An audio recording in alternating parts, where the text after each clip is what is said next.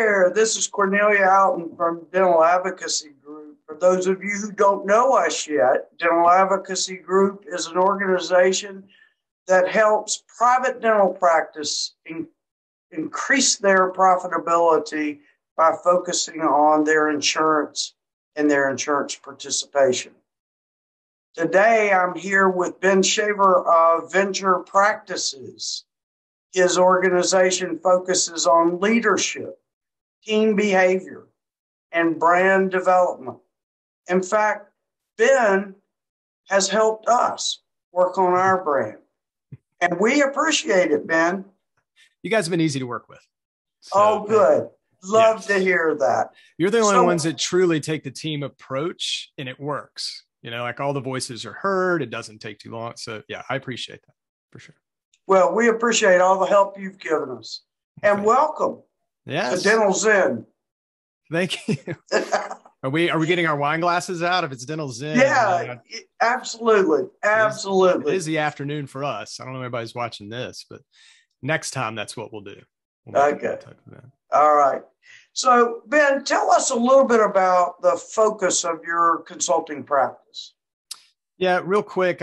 For years, I've been in dental about 15 years. I come from the business side. I had an ad agency for years and then got into the marketing on dental practices. And long about 2015, started realizing that there was internal issues that didn't help marketing. So people wasn't converting, people were wasting money. And then it dawned on me, I'm like, why is for 4 years people spending money on marketing and the practice not growing? So we really started focusing on more business development and organizational behavior.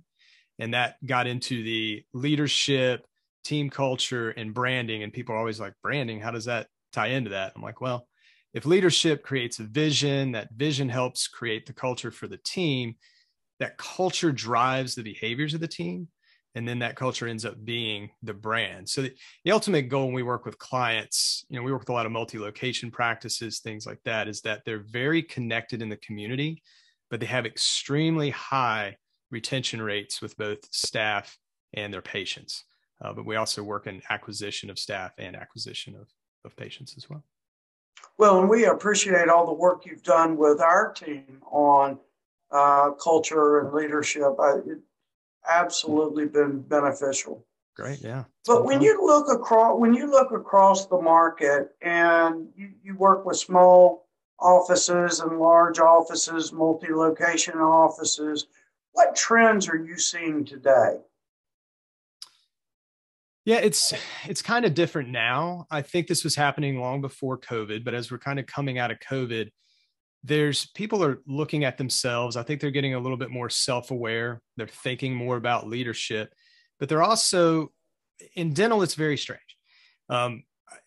People really focus on becoming very efficient, and all the management companies focus on efficiency, and you have to have that. But in dental, it kind of stops there. There's this whole area of development, business development, and the organizational behavior that really makes you effective. And so that's where I see the trend heading, is you do have to pay more attention to the people side. You have to pay attention to what the area you're in. I mean, dentistry is very hyperlocal, right? So if the area you're in doesn't support your vision, you're in the wrong area, or you're going to have to alter that to some degree. So that's part of it. And then obviously making sure that you can retain team members. Hygienists are such a big deal these days, and I get those questions a lot. I work a lot with making sure that we can hire the right associates. If you need a leader in the practice that's an associate, that's very different than having somebody that comes in and just does clinical work. So everybody's really starting to focus on, the tools as well as the processes to becoming, very organizational, healthy. Right. Well, and as a dentist steps into owning their first practice or expanding their practice by acquiring a new location, as they step into that leader role, what is your recommendation in terms of what are the things that they need to focus on to be an effective leader? Yeah. So let's take it down to the startup level. So if you're an associate and you're trying to figure out, am I going to do a startup? Am I going to acquire a practice. Startups are different because you're very focused on acquiring patients. And so you really need to know what that's going to take, and not just having great marketing, but making sure the team you're hiring is very supportive and gets out in the community and is very active that way. When you acquire a practice, so this goes for both if you're buying a practice for the first time or if you're expanding and buying that third, fourth, fifth practice, how are you buying it, right? Is it a cold start to where you're going in on Friday and the old dentist that's been there 25 years and that team's been with him for 25 years? It's like, hey, on Monday, here's your new owner. I think it's a little bit easier if you're the person that's going to be working in the practice. It's a lot harder if you're the person that's just buying the practice and you're going to bring an associate in. Right. So what I do there is I go in and do evaluations of the teams, definitely look at leadership first, but then go in and look at those teams and see who's still proficient at their job, passionate with their job, make sure people are in the right roles. And I'll never come in and say, hey, you should fire somebody. I'm not a consultant, I'm a coach. So it's more about how do we make this effective? But it is making sure that you get rid of the cynics and making sure that you can bring a culture in that drives that success and drives your brand in the community. So you really first have to figure out your mindset as an owner and be willing to learn what you don't know. Well, and I've got a couple of thoughts, couple of follow-ups to that. One is, I've heard you say over and over again, there's a big difference between being efficient and being effective. Mm-hmm. And that a lot of practices focus more on the efficiency aspect, but they don't really get out of the effort what they expect. Can you talk about that a little bit? Yes, I'll elaborate on what I was saying earlier. I'll give an example here. There's a lot of people out there that let me buy a lot of practices that I'm going to get my EBITDA and my multiple and go sell them and make a lot of money. I'm actually finding people are really wanting options more now. So they know if they build their practices to sell, then they might get what they want there, or they might end up just having passive income. I sit down with some people, I'm like, why not own 5, 10 practices that you're making $1 million a year, but you don't work in them, and you basically lead a leadership team for maybe a day a month. And you can now take that and use that somewhere else and use that time somewhere else. I think back to that first question you asked, people want their time. They got a taste of that during COVID, that work-life balance, especially with this younger generation.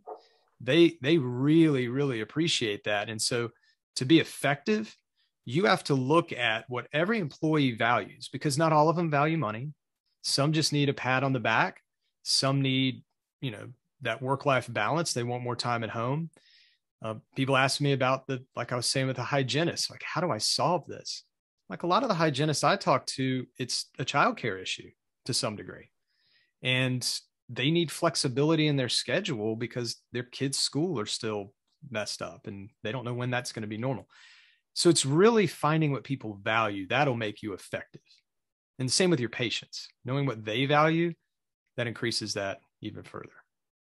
Right.